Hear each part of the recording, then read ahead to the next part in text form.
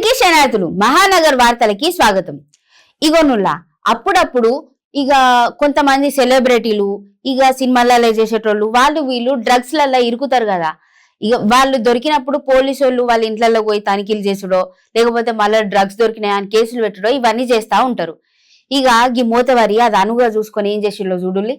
హైదరాబాద్ లా కొంతమంది సినీ ప్రముఖులను ఏదించిండట గీ excise constable Umamaheswararao. ఇక చివరికి టాస్క్ ఫోర్స్ పోలీసు వాళ్ళకి చిక్కిండు.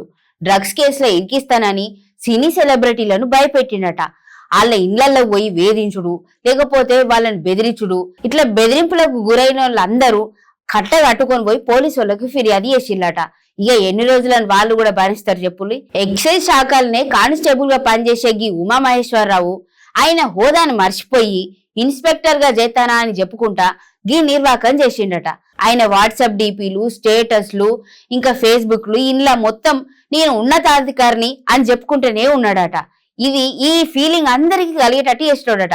ప్రముఖులను వేధించుకుంటా వాళ్ళందరినీ పైసలు కూడా గుంజేటోడట. అయితే ఒకరోజు ఒకళ్ళ ఇంటికి పోయి అకస్మాత్తుగా తనిఖీలు చేసుకుంటా ఇట్లా ఒకవేళ ఇంట్లో డ్రగ్స్ దొరికితే ఈ కేసులో ఇరికిస్తా అని చెప్పి వాళ్ళ దగ్గర పైసలు కూడా గుంజుకున్నాడట. అయితే ఈ మధ్య కాలంలోనే ఉమామహేశ్వరరావు బెదిరింపులు తట్టుకోలేక బగ్గమందే పోలీసు వాళ్లకు కంప్లైంట్ ఇచ్చిల్లని చెప్పిన కదా, ఆ బాధితుల వాళ్ళనే చిక్కిండి. ఇప్పుడు ధైర్యం చేసి నగర పోలీసు వాళ్ళకి చెప్పినారు కదా. అప్పుడు టాస్క్ ఫోర్స్ పోలీసు వాళ్ళందరూ రంగంలో దిగి గోప్యంగా ఈ సమాచారం అంతా తీసుకున్నారట. ఫస్ట్ అటెంప్ట్ లోనే ఈ విచారణ మొత్తం చేసినాక ఉమామహేశ్వరరావు చేసే ఓవర్ యాక్షన్ మొత్తం తెలిసిపోయిందట. ఇక టాస్క్ ఫోర్స్ ప్రత్యేక బృందం ఉమామహేశ్వరరావు పైన ఒక కన్నేసింది. ఆయన ప్రతి కదలికను చూసుకుంటా సరైన సమయం చూసుకొని ఆయనను అదుపులోకి తీసుకున్నారు. విచారణ కూడా కొనసాగిస్తున్నారు.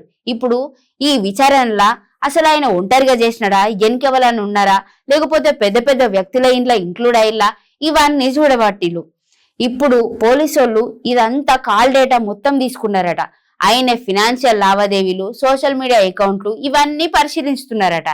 ఇప్పుడు ఇంతకాలం ఎవరిళ్ళకు పోయినారు, ఎవరిని బెదిరించినాడు, ఇప్పుడు ఆర్థిక లావాదేవీలు అన్ని జరిగినాయా, ఈ అంశాలన్నీ కూడా బయటికి తీయబట్టిల్లు. తొందరలోనే ఆయనని పూర్తి వివరాలతో బయటికి తీసుకొస్తారట. ఎంత మందిని ముంచిండో గీసారు.